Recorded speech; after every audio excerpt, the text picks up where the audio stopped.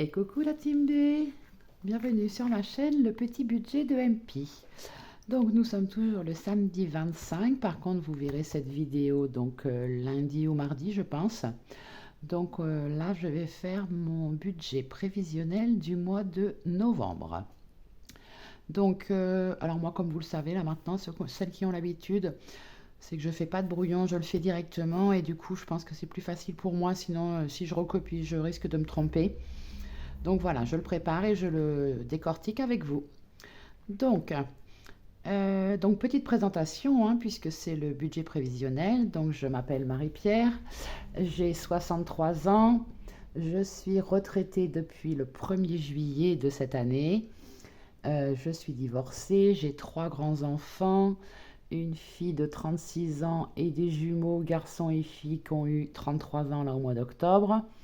Donc j'ai mes 2 filles qui habitent pas loin de chez moi et j'ai mon fils qui vit à Londres. Je suis donc propriétaire de ma maison sur laquelle je rebosse toujours un crédit. Je suis chauffée avec un poêle à peler et de temps en temps dans ma chambre, si jamais il fait un peu frais l'hiver, j'ai un petit poêle à pétrole que je mets juste avant de me coucher histoire de réchauffer un petit peu la pièce. J'ai une voiture sur laquelle je n'ai pas de crédit. Et voilà, je crois que j'ai fait un peu le tour. Si vous avez des questions, si vous voulez en savoir un petit peu plus, n'hésitez pas à me le dire en commentaire. Je répondrai très volontiers. Donc, au niveau de mes revenus, donc j'ai mes 2 caisses de retraite. Donc 346,70 et 1184,70. Par contre, je pense que l'Agir Carco, ça risque de changer parce que j'ai reçu un mail hier. Alors, a priori, ils avaient fait une estimation pour pouvoir me donner quand même quelque chose tous les mois. Et a priori, là, hier, j'ai reçu un mail comme quoi mon dossier était finalisé. Et j'ai vu une somme de 416,01. Mais je ne sais pas s'il y a le prélèvement, enfin, si oui, s'il y a des... Donc, je vais attendre de voir ce qu'ils vont me virer et je rectifierai. Mais je risque d'avoir un petit peu plus au niveau de mes retraites.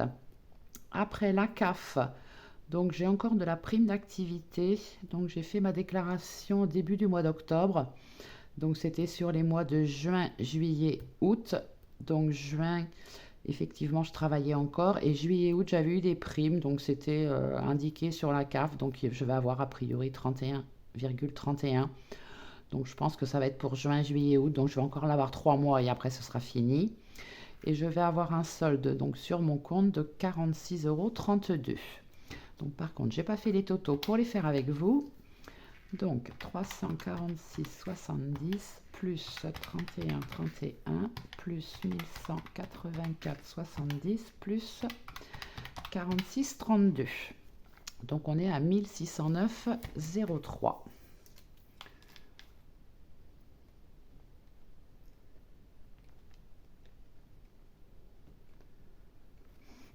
Alors moi, je mets les sommes exactes et puis c'est à la fin où j'enlève les centimes et puis que j'arrondis après à l'euro. Mais j'aime bien avoir mes sommes réelles. Après, donc, en crédit dette, j'ai mon prêt immobilier, donc 500,36. Donc ça bouge pas. Après, au niveau de mes charges fixes, donc j'ai mes assurances voiture habitation pour 70,48. Ma box, je suis chez Free pour 29,99. Mon téléphone mobile, je suis chez Auchan Télécom, 7,99 €. L'EDF, 52,11. Donc le foncier, là c'est ma dernière mensualité. Donc d'habitude j'étais à 83, ce mois-ci ils vont me prendre 17. Et pour l'eau, je suis à 12. Et mes frais bancaires, donc 4,30. Donc j'ai un total de charges fixes ce mois-ci de 193,87. Donc là, je vais remarquer donc 1609,03. Donc 1609,03. Donc laquelle je retire donc mon crédit IMO 500,36 et moins donc mes charges fixes. Non, 180. 93, 87. Voilà. Donc, il me reste 914,80.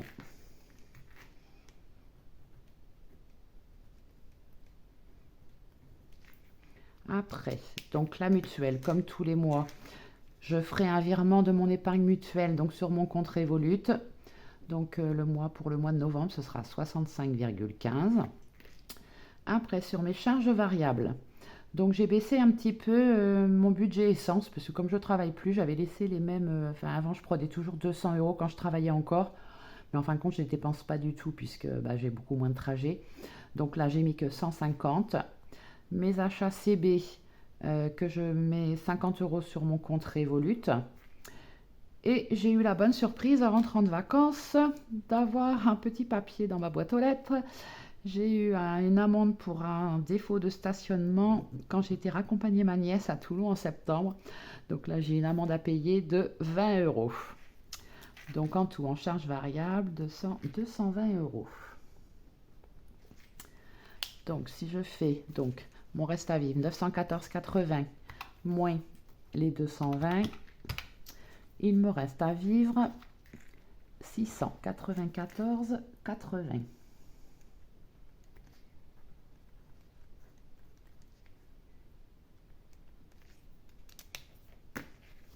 Voilà.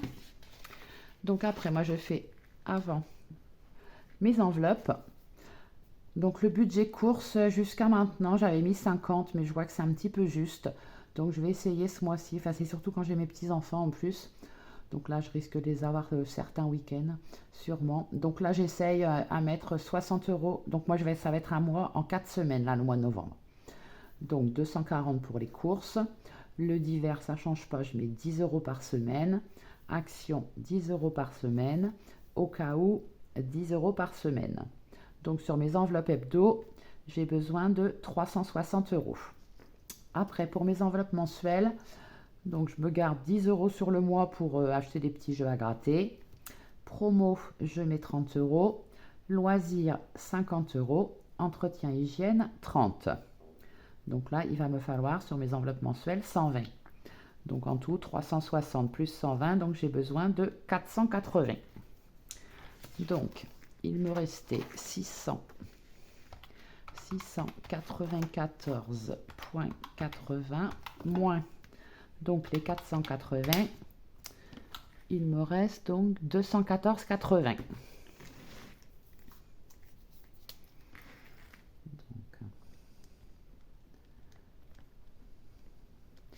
214,80.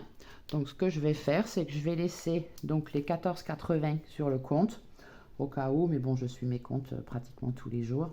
Donc je vais épargner 200 €. Donc là, j'ai pas encore regardé où est-ce que j'avais envie de les mettre. Donc bon, ça fera l'objet d'une autre vidéo. De toute façon, il faut que j'attende d'avoir mes 2 virements de caisse de retraite avant de pouvoir les mettre en épargne. Donc je ne sais pas trop où est-ce que je vais les placer. Donc on fera le point et puis je vous redirai ça. Ça fera l'objet d'une autre vidéo. Et bien voilà, mon budget est prêt donc pour le mois de novembre. Sachant que j'avais oublié, mais la semaine prochaine, on est déjà la fin du mois d'octobre. Et je repars, là je vais voir mon fils à Londres. Je pars jeudi 30 et je reviens le 3 novembre. Donc, j'ai oublié de vous dire aussi au mois de novembre qu'est-ce qui va se passer. Donc effectivement, là du 30 au 3, donc je pars chez mon fils à Londres. Le 3 novembre, c'est l'anniversaire d'un de mes petits-fils. Le mardi 11, donc ma fille fêtera l'anniversaire de son fils et de son mari. On fait tout en même temps le 11. Le 15, à Toulouse, tous les ans, là, ils font ils appellent ça un immersive game.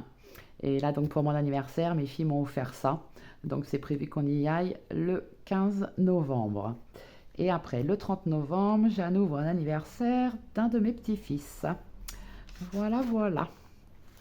Eh bien, écoutez, je vais vous souhaiter donc une bonne semaine. Et puis, donc, je pense que je ferai quand même ma vidéo du bilan de la semaine 4 jeudi avant de partir. Puisqu'après, il me restera la 5e semaine, mais c'est sur mon épargne 5e semaine et je prévois que les courses.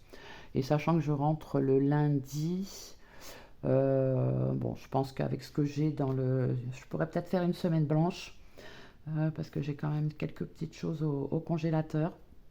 Donc voilà, on verra bien. Eh bien écoutez, je vous souhaite à nouveau une bonne semaine. Bonne... Au revoir.